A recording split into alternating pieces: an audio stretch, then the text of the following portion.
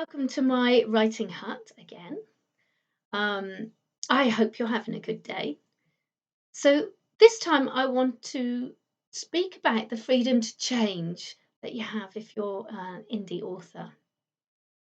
And this freedom to change I'm talking about is the freedom to change the back blurb, the price, reformat, the cover, even the title, if you wish. It's It's a real gift being an indie author that we can do this whenever we want. We're not at the whims of a publisher.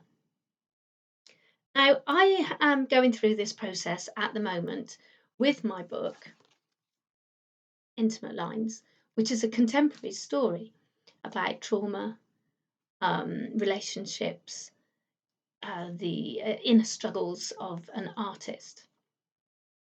And I've actually changed a lot of things, but each one only in a little way, apart from the cover. So one of the things I've changed is the back blurb. Here's the back blurb. Now, I've not changed it a lot, I've just tweaked it, but I think it expresses the story in a better way. So it now reads, a contemporary story of an artist's inner conflict. Nadia, a young woman conflicted between her desire to be an artist and her inability to let go of her past, is living in the shadows of life until her domineering boss forces her to work with a local art teacher. While exploring her artistic desires, emotions that she didn't know she had come to the surface, and Nadia risks destroying newly formed friendships, her job, and the chance to be reunited with her sister. A tightened blurb could make a difference between someone picking up the book, putting it back, picking up the book, and buying it.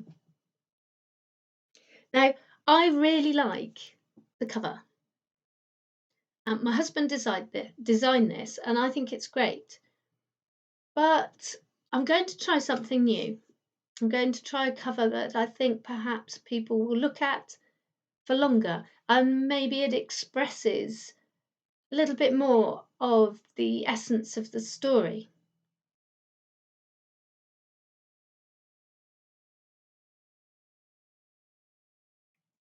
And changing a cover can be a slow process, but I use BookBrush, which is fantastic.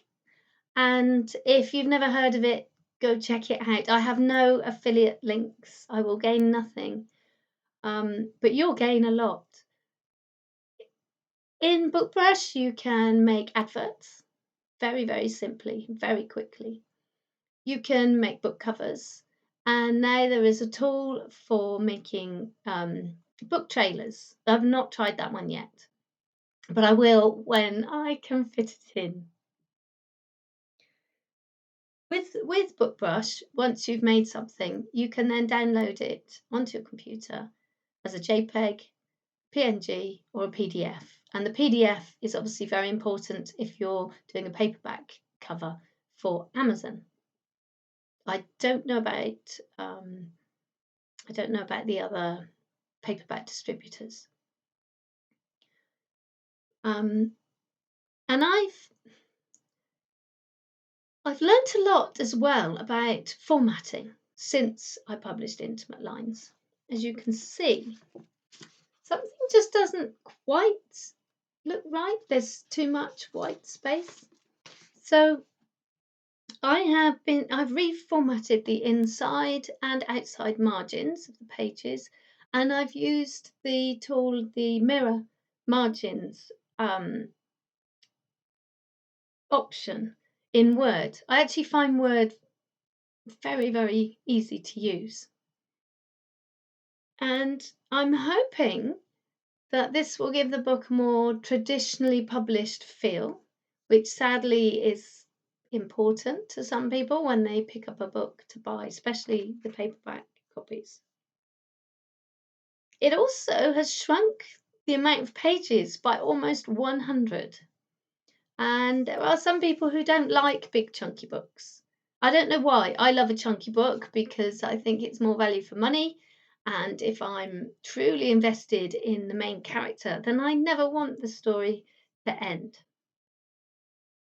I've also added into the book at the back more books that I've published since Intimate Lines, and I've added images of the covers because a little publicity never hurts.